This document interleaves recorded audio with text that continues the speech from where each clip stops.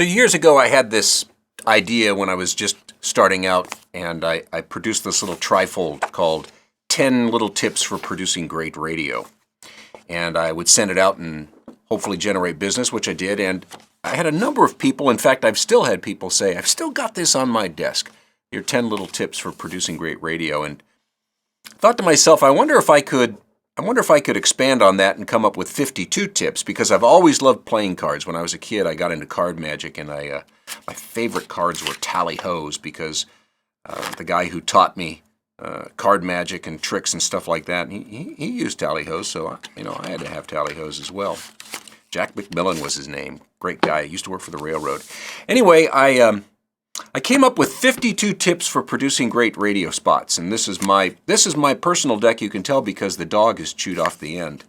And I want to go through these 6 different sections and give you what I think are some tips that will help your radio commercials stand out and be the best that they can possibly be. There are 6 sections: formatting, messaging, concepting, script writing, producing, and directing. And I'm going to start with formatting. There's 6 tips for formatting, which you could probably call my pet peeves, because I see things all the time when I'm on the other side of the glass and I'm just performing and doing voiceover, and I'd like to see them done differently. And it's the way I do my scripts. It's the way I produce my spots, and primarily humorous spots. Do some straight spots, but I think these are a couple of tips that will be valuable and helpful as you get started. The first tip is add line numbers. Add line numbers to your script. It's like a roadmap. I'll give you an example.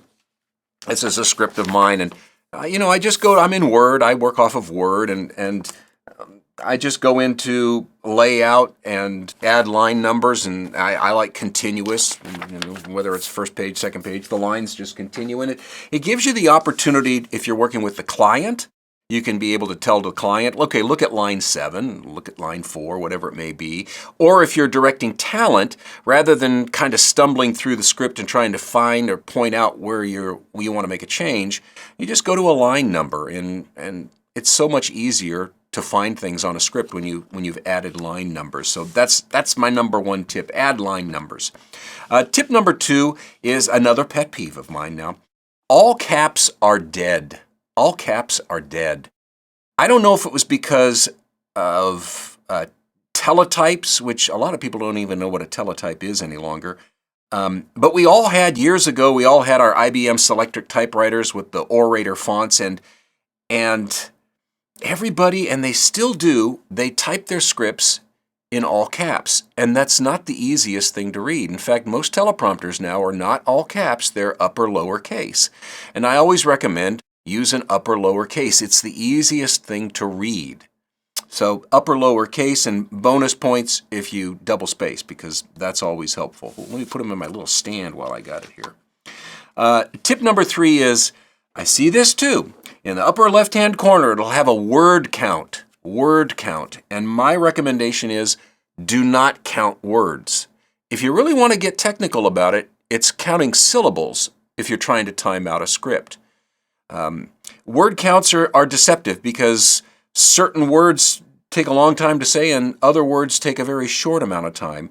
And there's simply a better way than going by word count. I mean, it's an okay maybe starting point, and there's a reference, but I recommend using a stopwatch. That's tip number 4. Use a stopwatch.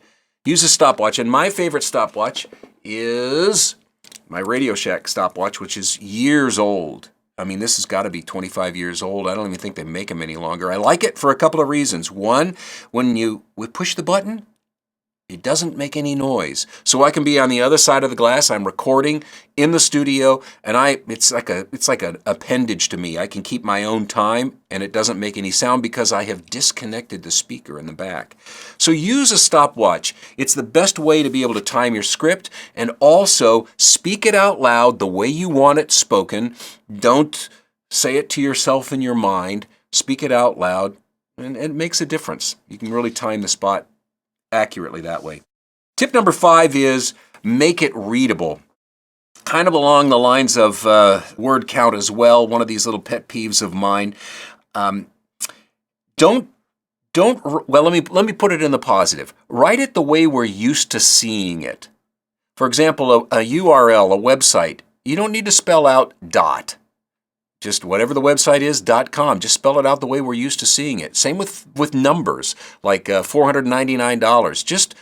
Just put it the $sign and 499 rather than 400-99. I mean, that's not the way we're used to seeing it. You're probably doing it because of word count, but if you're using a stopwatch, you don't need to do that. Just type it out the way it's easiest for us to read. Use a font that everybody's used to. I mean, if you look at books, you look at websites, it's easy to read, right? It's not all caps. Tip number 6 is phone number or URL. Phone number or URL. I get asked this question a lot, and it all depends. It depends on what's most memorable.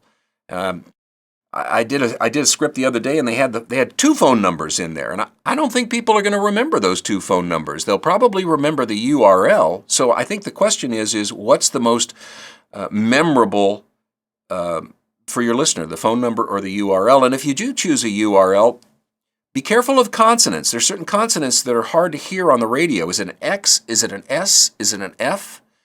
And URLs that are kind of spelled goofy. You know, I'm going to make something up. Broom. We're used to hearing it, or we're used to spelling it BROOM, but you know, the company will be BRUM or BRUME.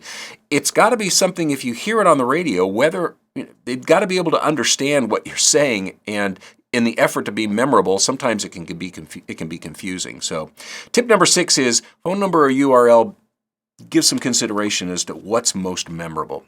Next, we're going to look at messaging and then concepting. We're not writing yet. We're still thinking about things. So hang in there, and we'll go on to the next section on messaging, okay?